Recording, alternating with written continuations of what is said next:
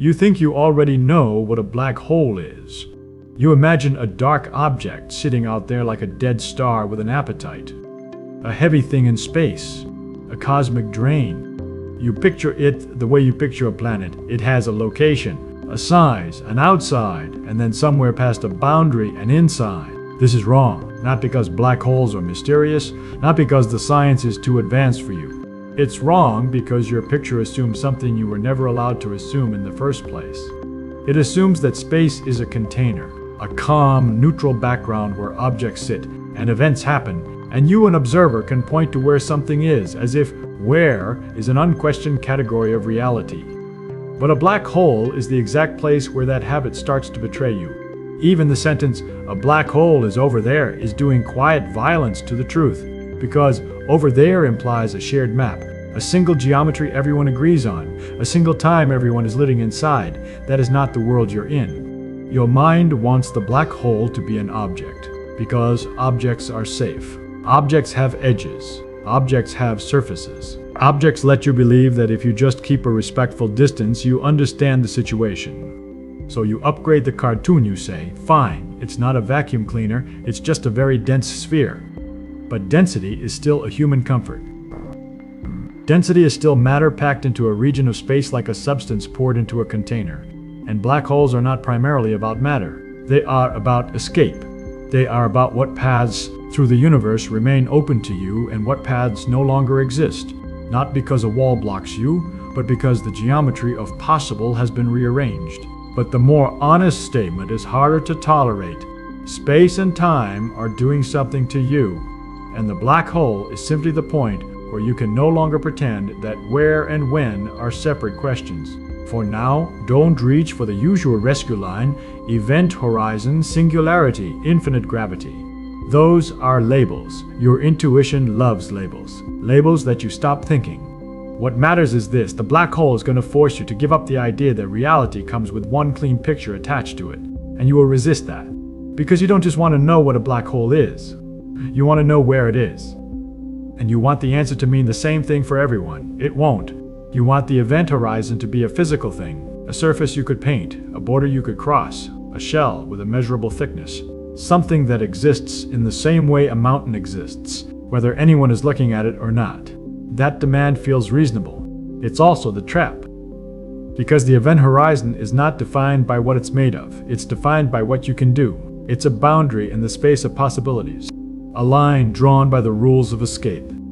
If you stand far away, you can say it calmly. Light can't get out. Fine. But notice what you just did. You defined a boundary by a question about the future, not by a present tense feature. You did not say, "Here's the wall." You said, "From here onward, no path leads back to the outside."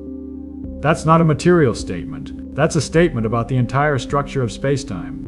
And it should already make you uneasy, because it means you don't locate a horizon by walking up to it and touching it. You locate it by asking, if I emit a flash now, will that flash ever reach infinity? Ever. Not soon. Not eventually, with better technology. Ever. This is why the horizon refuses to behave like an object. If you tried to mark it, drop a buoy, spray a ring of paint, build a scaffold around it, your plan assumes you can draw a circle around something in space and trust that circle to mean the same thing tomorrow. But the horizon is not a fence. It's more like the edge of a set of allowed stories. And if the black hole grows, if matter falls and the horizon moves, not through space like a wave, through the meaning of escape. So you reach for an even stronger intuition. Fine, maybe it's not a wall, but it's still a definite boundary. There must be an exact location. This is where your mental picture really starts to fail, because the horizon is not something you identify locally. In the purest sense, you can't stand at a point in space-time, take measurements in your immediate vicinity, and prove with certainty this is the horizon, and yet you could already be on the wrong side of the line. That statement should feel offensive. It violates your sense that reality must announce itself. But this is the nature of a boundary defined by global fate. It's not that the horizon is hidden, it's that your desire for an obvious marker is a request physics is not obligated to satisfy. So here is the uncomfortable reframe. The event horizon is not a place where gravity becomes infinite. It's not a place where physics suddenly becomes violent. It's the place where outward stops being a direction that connects to the rest of the universe. Everything you call out is still pointing outward geometrically. Your eyes still face outward. Your rockets still fire outward. But outward has become a dead end in time. You still haven't earned the next piece yet. The piece that feels like a contradiction if you cling to a single shared clock. So don't resolve it. Just hold the discomfort. The horizon is real, but it is not a surface you can touch. It is a boundary defined by the impossibility of certain futures. And if that doesn't feel like what you meant by real, that's exactly the point. You think, crossing the event horizon is a moment. A clean event on a universal timeline. A before and an after that. Everyone, everywhere, would agree on like a door closing. This is wrong. It's wrong in the specific, humiliating way relativity is wrong. It doesn't merely correct your numbers. It deletes the question you are trying to ask. Because to ask when you cross the horizon, you're assuming there is a shared time that both you and the distant universe can use to label the same sequence of events. You fall toward the black hole. Your wristwatch ticks. Your heart ticks. Your thoughts tick. Nothing about that ticking demands drama at a particular radius. If the black hole is large enough, the gravitational tidal forces at the horizon can be gentle. You don't get torn apart at the boundary. You don't feel a wall. You don't pass through a membrane. You simply continue. At some point on your own clock, you cross the line. Not metaphorically, literally. After that moment, there is no route back to the outside universe, not because you lack fuel, but because route back has become as impossible as route to yesterday. That is one reality, the infaller's reality. Now the second clock, the one far away, held by someone who stays at a safe distance. They don't see your wristwatch tick the way you see it. They receive information from you only through light photons climbing outward against the black hole's gravity. And as you fall, those photons have to climb from deeper and deeper gravitational depth.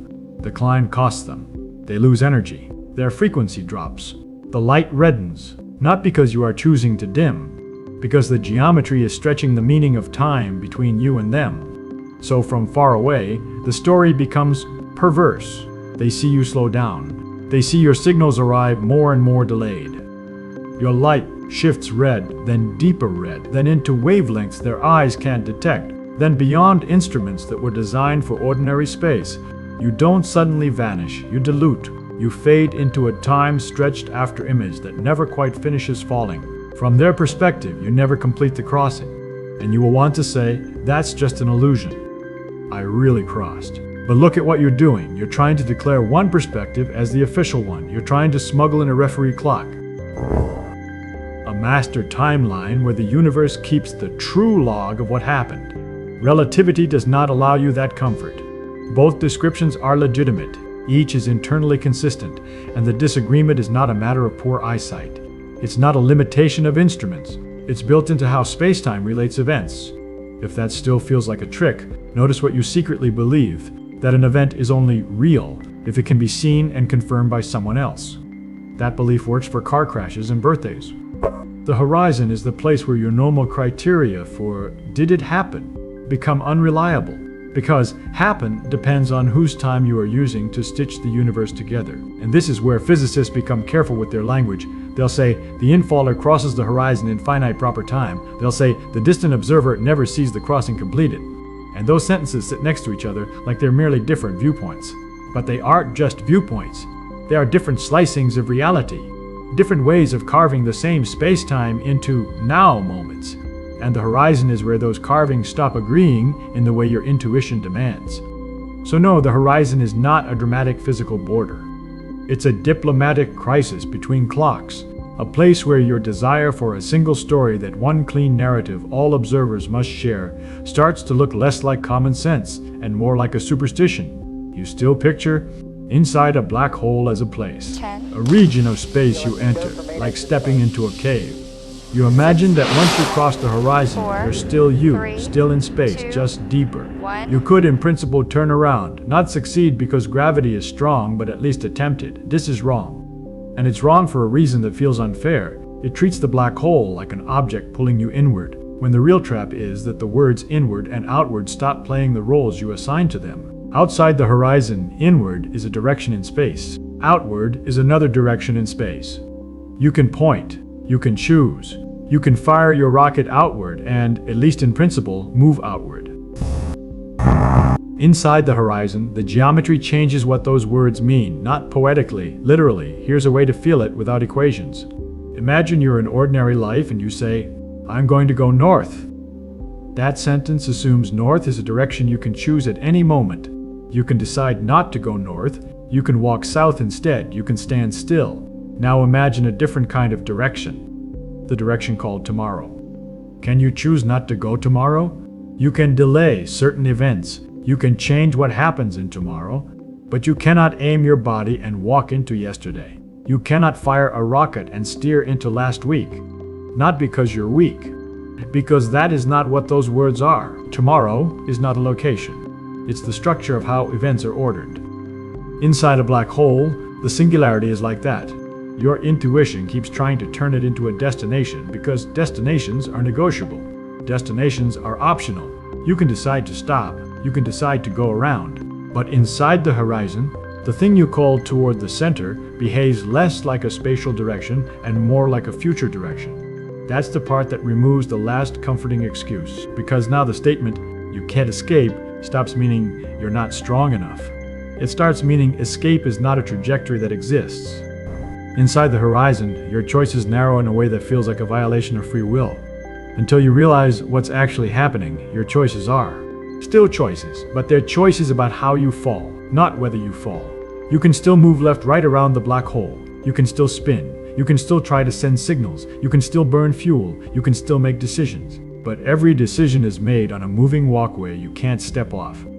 And if you keep insisting, "But I could just accelerate outward hard enough," you are making a category error. You're treating outward like up a hill, like a contest of engine power against gravity.